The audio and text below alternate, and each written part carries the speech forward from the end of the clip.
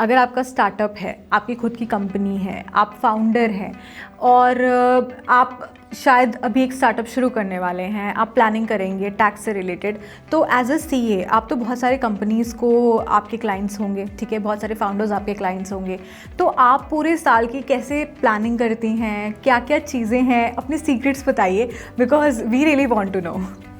Okay so अगर कोई individual अपनी कंपनी स्टार्ट करता है तो सबसे पहले एक चीज़ उसको करनी चाहिए कि अपने कंपनी का अलग बैंक अकाउंट हो।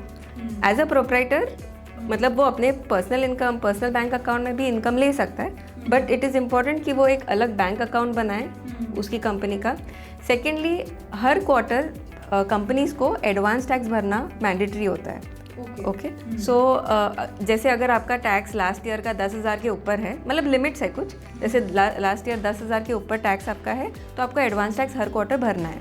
तो कंपनीज़ का वो इम्पॉर्टेंट है कि आप हर क्वार्टर आपका चेक करो कि कितना मेरा रेवेन्यू हुआ है, कितने मेरे खर्चे हुए हैं, उस हिसाब से मेरा कितना टैक्स बनता है, कितना टीडीएस काटा है, एंड जो भी बैलेंस आ रहा है वो मैं हर quarter as a advance tax भरूँ गवर्नमेंट को, सो दैट मुझे आगे जाकर इंटरेस्ट ना मिले।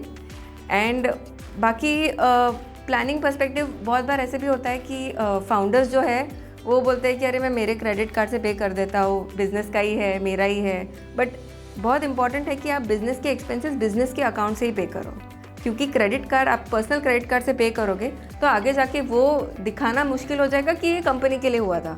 एंड ऐसे भी हो सकता है कि वो अकाउंट ना हो उसके बिज़नेस में, तो वो ऐसा होगा कि उसकी वजह से मेरे बिज़नेस का प्रॉफिट ज़्यादा दिखेगा और मैं अल्टीमेटली ज़्यादा टैक्स भरूँ।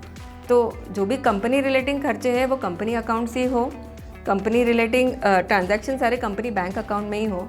ये दो चीज़ों का ध्यान देना बहुत इंपॉर्टेंट है। एंड अप्रैल से प्लानिंग स्टार्ट करना इंपॉर्टेंट है। बहुत लोग हमारे पास ऐसे होते हैं कि मार्च में आते हैं, अरे अब बताइए अब हम क्या करें, कैसे टैक्स बचाएं। नहीं, आपको अप्रैल से ये सब चीज़ें का ध्यान देना चाहिए। एज अ सीए, ठीक है, आपके पास तो बहुत सारी कंपनीज़ हैं, उनकी क्लाइंट्स वगैरह हैं सारे।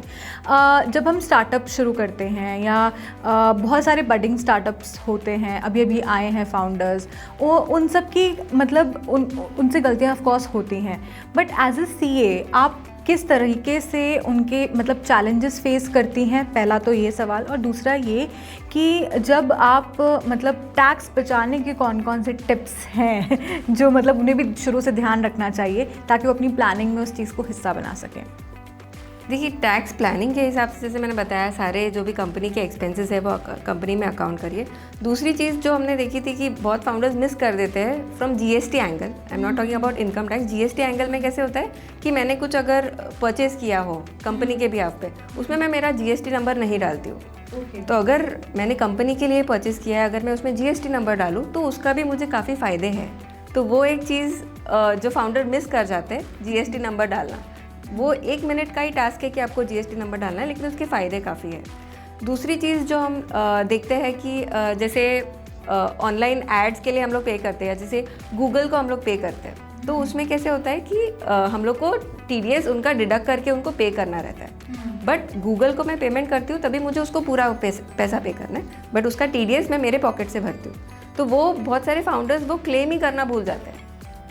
तो वो एक चीज़ बहुत इंपॉर्टेंट है कि अगर आप कोई गूगल हो गया या उनका फ्लिपकार्ट हो गया, आप उनका पेमेंट कर रहे हो टीडीएस का, वो उनसे आपको क्लेम भी करना है हर क्वार्टर, जो कि बहुत फाउंडर्स मिस कर जाते हैं वो क्लेम करना। तो from business perspective this is a या एग्जैक्टली।